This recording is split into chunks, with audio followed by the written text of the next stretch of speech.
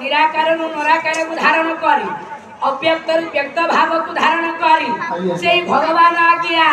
धरावतरण होती कहीं आज्ञा होती ना भल मंद भोग खाइला को नुहार पो आज भगवान आसी छंदी देव देव महादेव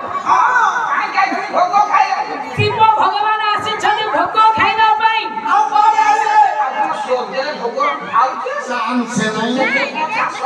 ताले आज्ञा भगवान अंदर संसार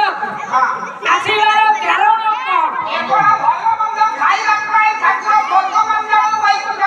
श्रीमद भगवत गीतारे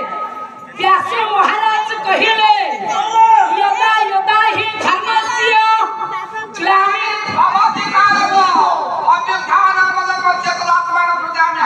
परित्राणाय साधूना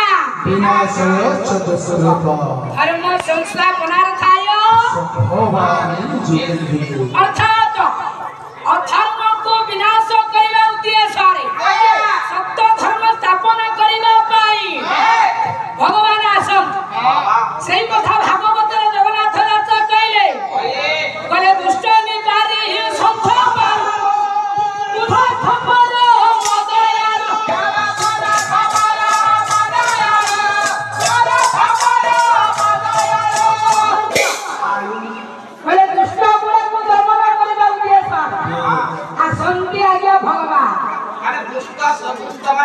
सही कथा को आज्ञा संत तुलसीदास रामचरितमानस रे कहि छथि भागवत कहले